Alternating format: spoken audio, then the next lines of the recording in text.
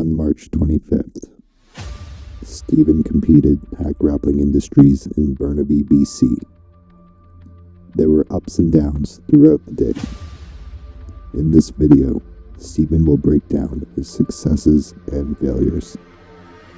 This is his day's journey.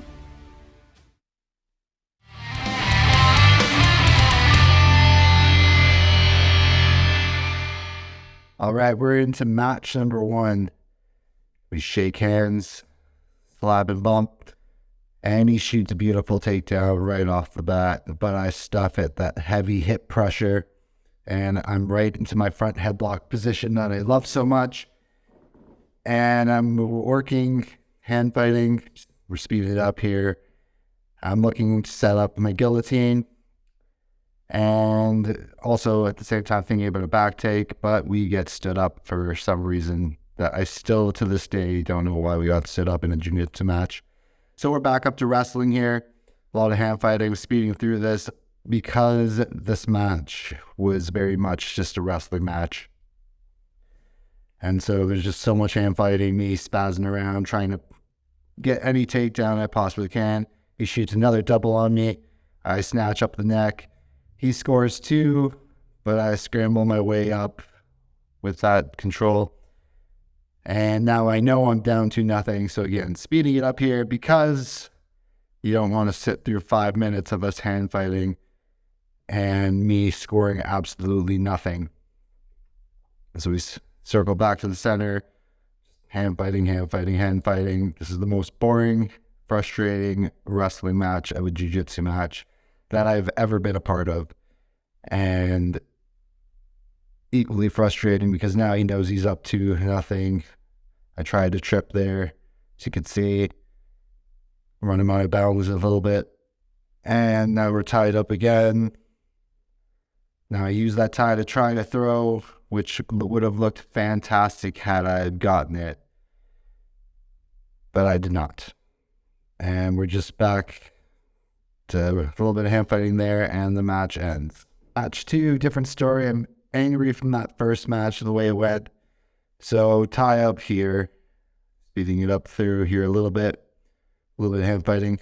Grab his neck and shuck him down. And I'm not going to get stood up this time, so I start to circle around to take the back.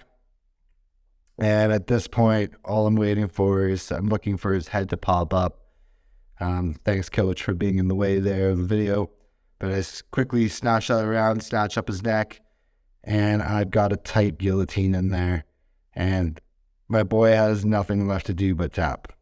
And as we stand up here, I think he almost went out because of this little stumble up. You can see right there. That match went a lot better and more my way.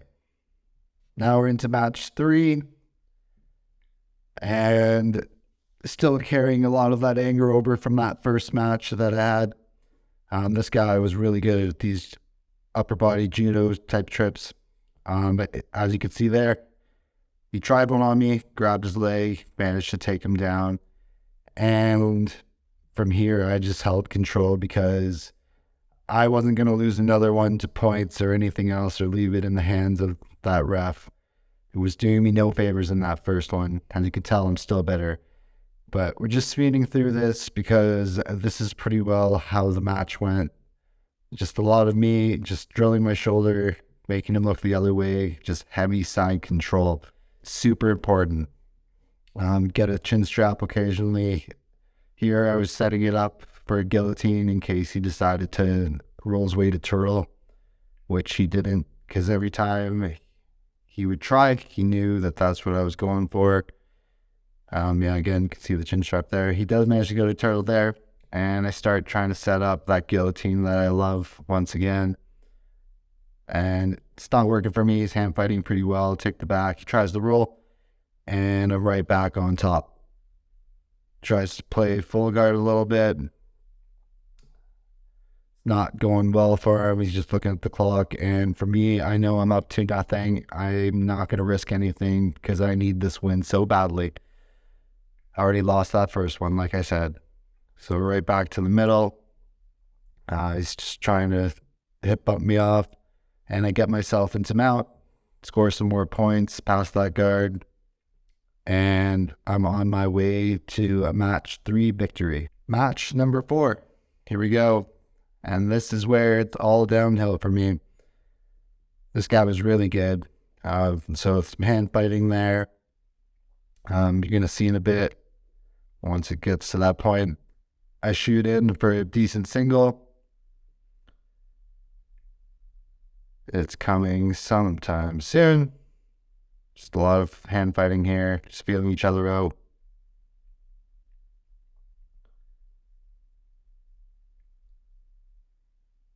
Still just a lot of hand fighting. It was like that for a while. Shoot in that single, and head position was poor. He snatched up a guillotine right away and rolled right into mount. It was beautiful on his part. So from here, I'm hand fighting to get that guillotine grip off and succumb to being mounted. He starts moving his way up and starts setting up for an armbar here. And he's got right there. So he's got that straight jack in, sets up right into a beautiful armbar. Well, first he takes my back a bit. There it is. Right into an armbar, a roll out. He's right, beautifully transitions into a triangle. I start to create a little bit of space so he can't finish it, but then he's right back on the arm, and that's it for me. It was just beautiful transitional work, and if I was going to lose to anyone that day, that was the guy for it to happen to. And we're into the bronze medal match, and everyone loves a good redemption story. So back to the same kind of thing as the first match. And he shoots that double leg again. I sprawl. This time I get the guillotine. Only on this first attempt, he manages to pop his head out. And this time I keep him down. I know this ref loves to stand me up if I'm not doing enough. So I start to circle back to the front there. Hand fighting, doing a lot more work actively here.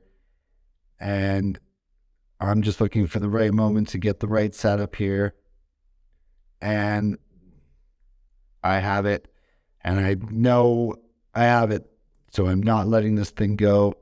I'm holding on for dear life, squeezing as tight as I possibly can, because I'm not going home without that medal. And there we go. I redeemed myself after that first match against this guy, and that is the most satisfying arm raise of the day for me. There I am, uncrowned silver medalist with my bronze medal and all. I do have to give the biggest thank you to Dylan and Matt from Rise Jiu-Jitsu, who woke up at like 2 a.m. to drive 4 hours to come coach and support me. I don't know if I would have had the same kind of day without them. So I'm eternally grateful and really happy that those two guys were able to come out and help me out during the day. If you stuck around to watch this entire video, thank you so much.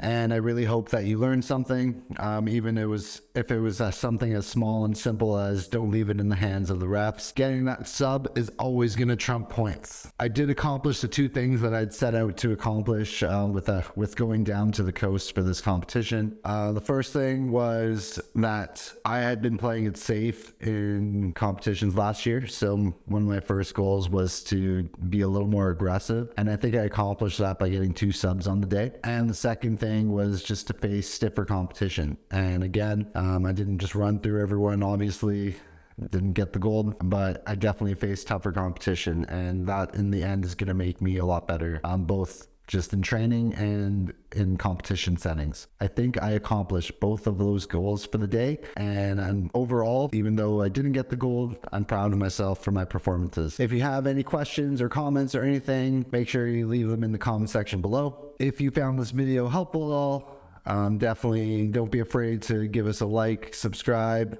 or share with other people you think it might help. And if you want to learn how to balance BJJ with the rest of your life, you can check out our last video. The link is somewhere in the video here. Bye.